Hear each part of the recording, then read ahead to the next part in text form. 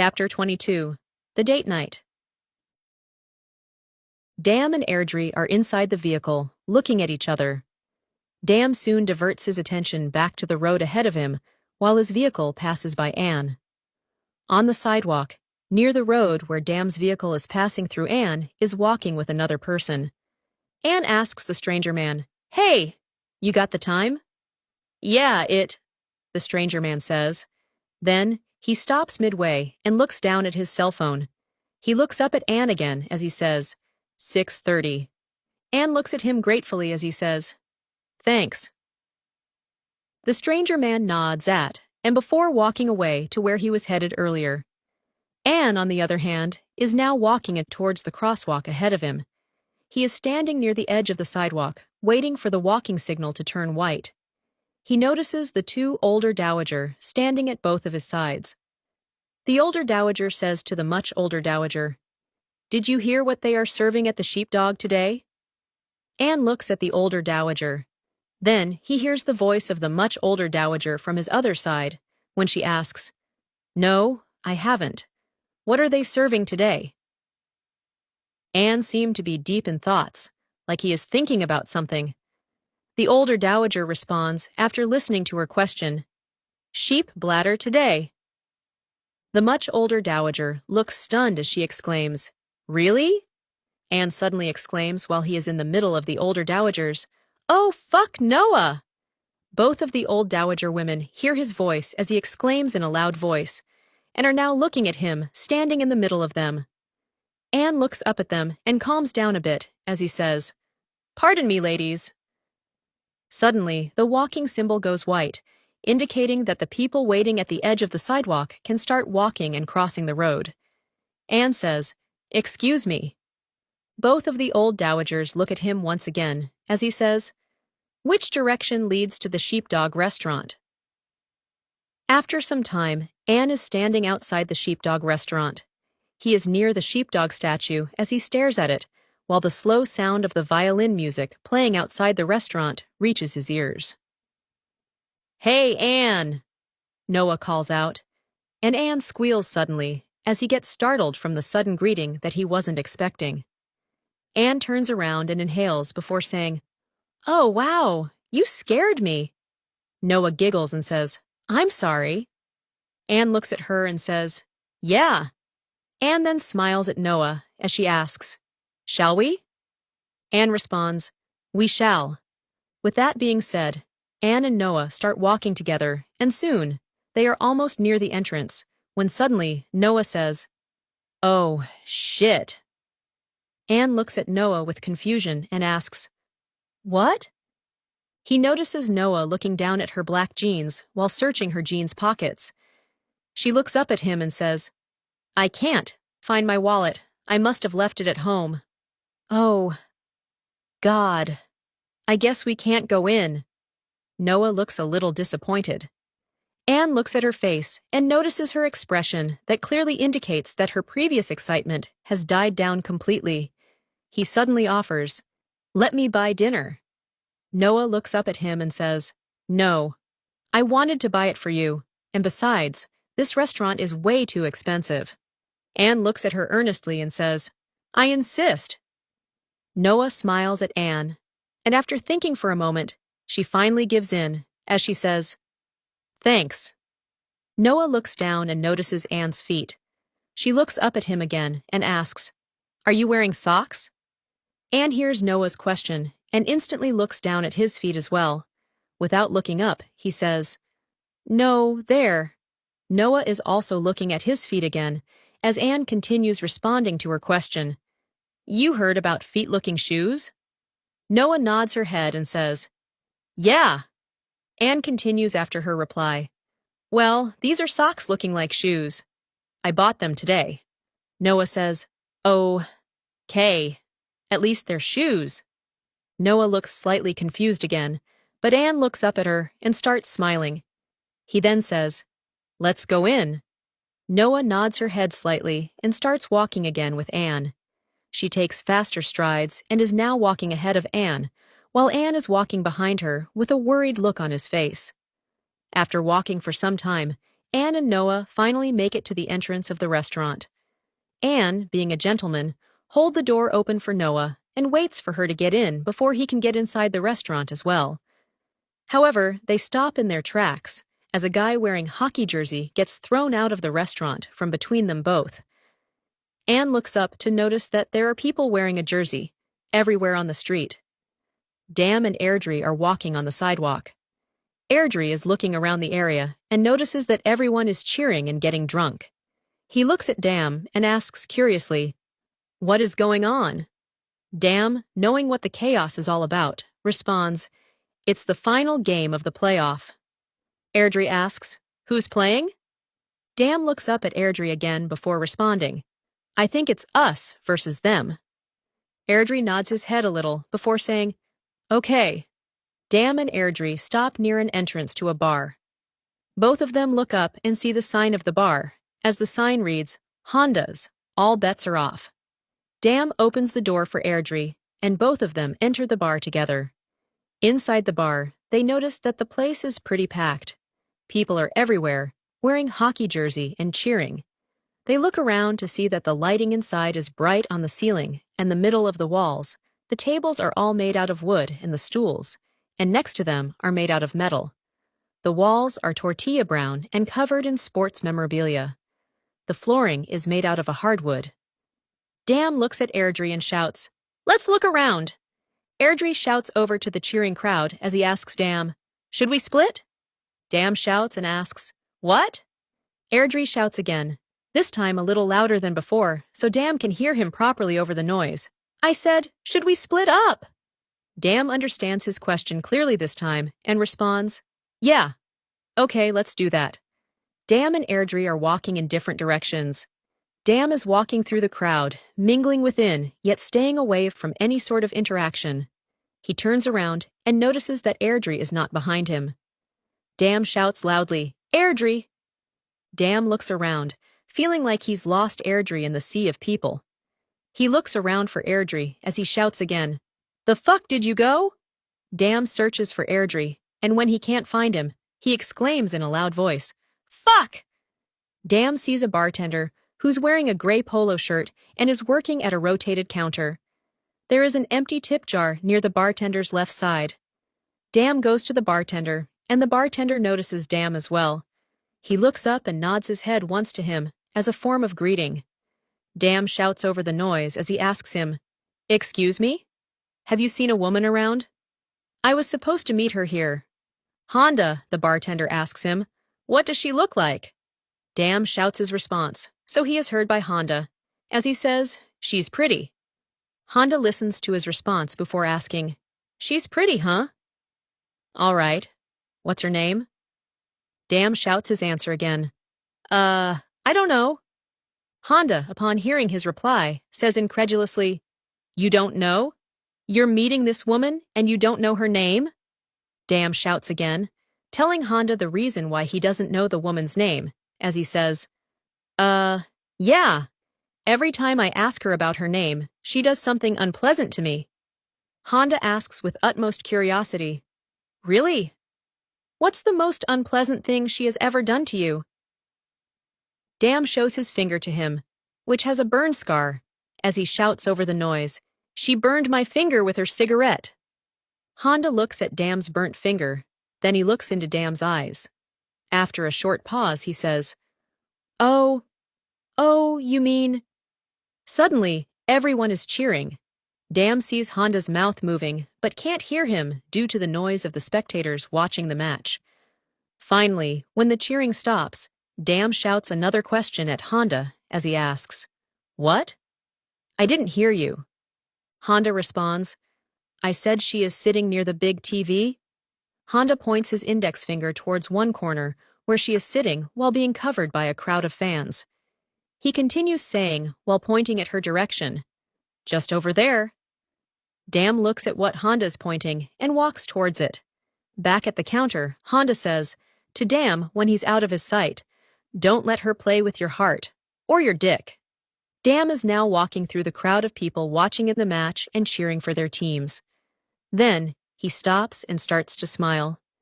He looks up to notice that the cleaning lady is smoking near a big round table and sitting on a metal stool.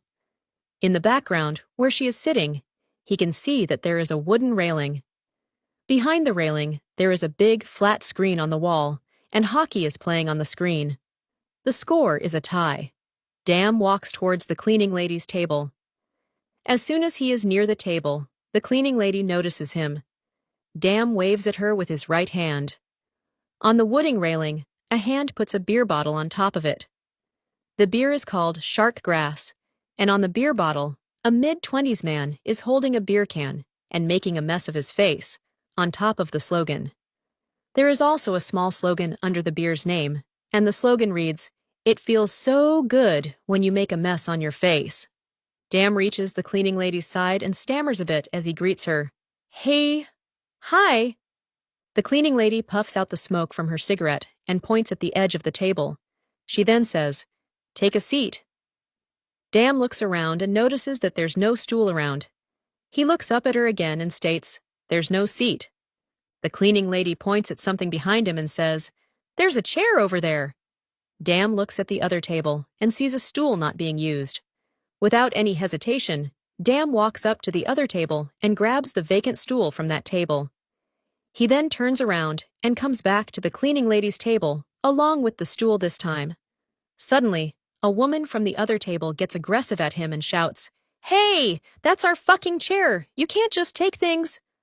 The cleaning lady takes the beer bottle from the railing and throws it. The bottle flies to the other side of the area and smashes on the other woman's face. Soon, the glass is scraping all over her face, and blood starts to come out from the cuts that were on her face due to the broken glass shards. She is still for a moment, as if absorbing what happened. Then she starts to scream suddenly. All of her friends are all around her, trying to help her. Dan is sitting on the stool, and he quickly turns around and looks at the other woman to notice that she is in immense pain. Dan slowly turns his head back to look at the cleaning lady, but he still has a smile on his face. He asks her, "So, how have you been?" Despite answering his question, the cleaning lady makes a remark about the place where they are sitting, as she says, "This fucking place sucks right now. God, what's with all these fucking people around?"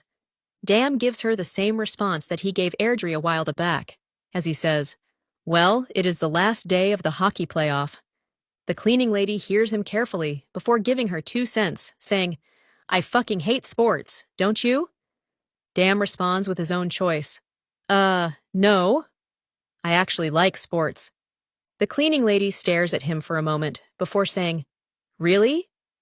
So, the cleaning lady inhales her cigarette. Then suddenly, she puffs out the smoke. She looks up at Dan again before continuing her previous statement. "You like getting a concussion? You poor bastard." Dan clears her confusion as he says, "I like to watch sports, not play them."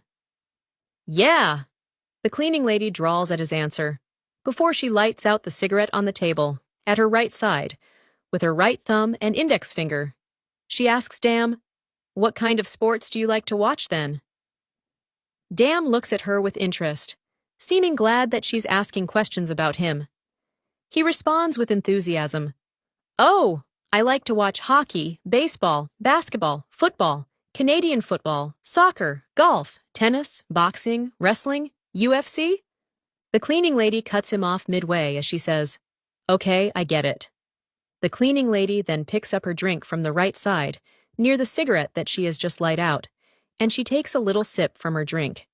She looks up at him while taking that sip, and after she's done gulping the liquid, she says, "Yeah, thank God. You didn't bring that faggot you were with this morning." The cleaning lady takes another sip of her drink, as Dan prepares himself to confess that Airdrie is indeed there as well. Dan starts saying, Before he can continue, the cleaning lady beat him to it and says, "I fucking hate that guy. He gets on my nerves." The cleaning lady puts the drink back on the right side of the table. Dan looks at the movements of her hand before looking at her and saying, Well? Dan stops before he can finish his sentence as Airdrie arrives at their table. Airdrie looks at Dan before saying, "There you are. This place is really packed, huh?" The cleaning lady does not look pleased with Airdrie's presence at all. Airdrie looks at the other table and notices the aftermath of the chaos. He looks at the duo again and asks, "What happened there?" The cleaning lady responds in a bored tone, "Accident." Airdrie looks at the cleaning lady. Then he looks back at the other table. The other woman starts to cry and is still covered in blood completely. He looks up at Dam and quietly says, "Man." Airdrie looks remorseful, and the cleaning lady notices the look at his face. She thinks for a moment and then says, "Why don't you buy me and Dampen some drinks?" Airdrie looks at the cleaning lady and says, "Sure. What would you like?" Before he can finish his question, the cleaning lady interrupts and says, "Tropical surprise? You know, the ones with the small umbrellas." Airdrie listens to her and drawls, "Okay." Airdrie then looks at Dam and asks, "What do you want?" "Grey cola?" Dam starts answering before he is also interrupted by the cleaning lady. She looks at Dam and says, "This is a bar. Get yourself a real drink." Dam looks at the cleaning lady, then he looks back at Airdrie as he says, Rum and Coke?" The cleaning lady listens to his response keenly before saying, "Good choice." Airdrie looks at the cleaning lady. Then, after a pause, he asks, "So, can you give me the money, friend?" The cleaning lady shrugs her shoulders and responds, "Sorry, I don't have any money with me." Airdrie looks at her with confusion as he reminds her of her own words that she said earlier on the phone, saying, "But you said, 'my treat,' on the phone, remember?" The cleaning lady starts to squint her eyes at Airdrie. Her right fist is beginning to squeeze from under the table on top of her upper right thigh. Dam looks at her, changing expressions, and he quickly says, "It's all right." Dam pulls out a $100 bill from his left pocket. Dam looks back at Airdrie before saying, "Here, this will cover it." Airdrie takes the bill from Dam's hand before saying, "Thanks." Soon enough, Airdrie is out of their sight as he makes his way towards the bar. The cleaning lady breathes a sigh of relief as she says, "Cocksucker!" Dam looks at her and says, "He's a good kid." Dam smiles at the cleaning lady as she says, "He questions a lot." They engage in their own conversation while Airdrie is away. Meanwhile, Airdrie is at the counter and talking to the bartender. Honda looks up at him and greets him pleasantly. "Hi, what can I get you?" Dam and the cleaning lady are still waiting at their table. The cleaning lady notices something on Dam's face before she asks, "Jesus, the fuck happened to your face?" Dam stutters a bit as he says, Dam's right hand touches his face and then looks up at the cleaning lady as he continues, "That's why I wanted to talk to you about my son." "Because it looks like you're eating pineapple?" the cleaning lady asks sarcastically, cutting him midway through his explanation. "What? No. What? What I mean is that my son was in danger," Dam starts saying once again, trying to get his point across. The cleaning lady, however, but him off once again as she asks, "Why do you still help your son? With all the bullshit he said to you?" Dam goes quiet for a moment. He then looks up at the cleaning lady and says, "He's all I've got left now. He's still my son, and I still have to protect him from no matter what." "Even when it costs you scars on your face?" the cleaning lady asks again. Dam subtly moves his head as he says, "You can say that." Then, yes, I'll love him till the end. Cleaning lady now asks curiously, "What made him despise you?" Dam slowly looks down as if he can't meet the cleaning lady's eyes, as he answers her question, saying, "I don't know. I guess I failed in being a father to him in the past." At the bar, Airdrie is still talking to the bartender. Honda looks up at Airdrie from the drink on the bar top and says, "We don't serve drinks with small umbrellas." Airdrie peers at his face before saying, "But that's what my friend told me." Honda asks, "Who?" Airdrie responds immediately but slowly, I don't know her name. Me and my other friend just call her the cleaning lady. It's a bit strange, I know. She's over there, near the big TV." Honda gulps audibly. He looks towards the crowded TV, near which Dam and the cleaning lady are sitting at a table. He looks worried and quickly pulls out their drinks. He turned his attention back towards Airdrie as he says, "Ah, tell your friends that the drinks are on us. Anne, sorry we don't have your requested drinks, so here's your rum and coke, and non-alcoholic red wine in a glass cup." Airdrie looks at the drinks, and then back up at Honda before saying, "Thanks." Airdrie puts the $100 bill in the empty jar tip. He is now walking towards their table, all the while, holding the drinks with both hands. After a few more strides, he finally makes it to the cleaning lady's table and puts the drinks on top of it. Dam grabs his drink and puts it near the right side of his table. Airdrie is standing and looking at the cleaning lady. She looks down at the drinks and barks, "Where the fuck is my drink?" Airdrie looks at her and responds, "Sorry.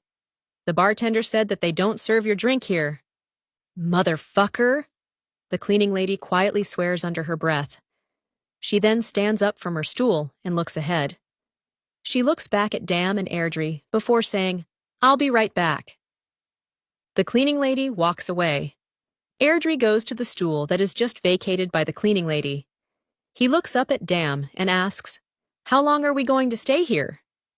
Airdrie is now sitting on the cleaning lady's stool. Dam looks at Airdrie while drinking his alcohol. He slurps before saying, "Why? What's the rush?" Dam puts his drink back on the table as Airdrie shrugs and responds, "Just curious. Because there's still a guy in the trunk of your car. Probably sleeping, or who knows what." Dam suddenly responds, as if remembering about Boiler out of the blue, as he says, "Oh yeah, right." Airdrie asks again, "What are we going to do with him after we're done this date?" "I don't know," Dam says. Then he scratches his head with his right hand. He looks up at Airdrie again and says, "Go and check upon him. See if he's all right." Dam slides his keychain on the table. The keychain stops at the edge of where Airdrie is sitting. Airdrie quickly grabs the keychain off the table with his right hand and says, "Okay." Airdrie gets up from his stool and leaves the place. The cleaning lady comes back to the table, holding a drink with a straw and a little small umbrella in her right hand. She sits down on the stool and looks at Dam before saying, "I got my drink. Anne, I got your money back." The cleaning lady takes a sip from her drink while pulling out a bill from her right pocket. When Dam is about to garb this bill, he notices a little blood on Sir Robert Borden's face. He looks up at the cleaning lady and says, "You keep it." Dam smiles at the cleaning lady, and she looks at Dam and says, "Thanks." The cleaning lady immediately puts the bill back in her pocket. She looks around the place and suddenly notices that Airdrie is not around their table anymore. She looks at Dam and asks, "Where did your little queer friend go?" Dam responds, His name is Airdrie. Annie's checking the car." The cleaning lady asks again, "The fuck for?" Dam starts responding but stops talking immediately as Dam's flip-flop phone starts buzzing. He pulls out his phone and answers, "Hello?" The cleaning lady calls him out, saying, "Why the fuck did you steal that?" Dam holds the flip phone from the backside. His hand that is holding the phone is now 5 inches near the table. The flip phone is still on, and Dam responds, I bought my phone Instia?" The cleaning lady cuts him off and says, "So you took that faggot's advice instead?" Dam starts explaining himself as he says, "It wasn't the right thing to—" Before Dam can finish his sentence, the cleaning lady takes the phone from Dam's hand. On the other hand, Palm, who is busy overhearing their conversation and making notes, looks up at the monitor in front of him with a surprised expression on his face. The screen starts to get static. Finally, the screen has a flashing red and yellow sign. The sign reads, "Product destroyed." Then, another flashing green sign comes from the bottom of the red and yellow sign. The green sign reads, "Damage report. Torn up in half in the middle. Cost by 2 hands."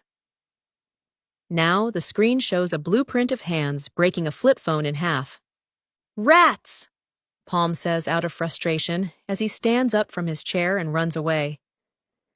Inside the bar, the cleaning lady's hands break Dam's flip phone in half. She then proceeds and puts the 2 phone parts on the table. Dam stares at his phone, resting in 2 pieces, on top of the table. The cleaning lady takes another sip from her drink, while Dam looks at the cleaning lady for a while, looking at her right in her eyes. When Dam is done staring, he takes a sip from his drink. The cleaning lady looks up and says, "I'm sorry." Dam looks at the cleaning lady while sipping from his drink. He puts his drink back on the table and says, "It's okay. It's my fault. I should listen to you more." Dam is now looking down while talking to her. He suddenly says, "I'm sorry." He stands up from his stool and looks at the cleaning lady before finishing off. "But I gotta go. I've something very important to do." The cleaning lady stops him midway and says in an insisting tone, "Stay." The cleaning lady is looking at Dam while he's still standing from his stool. "Why?" Dam asks her.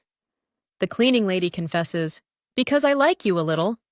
Dam looks stunned at her revelation. The cleaning lady says again, "Sit down and let's talk." Dam sits back down. On the TV screen, there is a guy drinking and driving at night. He's also on his cell phone. On the cell phone screen, he's texting someone named Beverly. His text reads, "What are you worrying?" Suddenly, in the middle of the phone screen, there's a big word that reads, "Wife calling." The guy answers the phone and puts the phone on his right ear as he says, "Yes, hun?" The guy takes a sip from his alcoholic drink while still on his cell phone and driving. He then says, "I'm almost home. I just got to stop by my coworker, Beverly's house, to pick up some reports." The guy then puts his drink away and starts smoking dope while still on his cell phone and driving. He listens for a while before responding, "No, I'm not drinking, I'm smoking dope." "No, it's not the same thing, darlin'. Studies have proved that weed is harmless."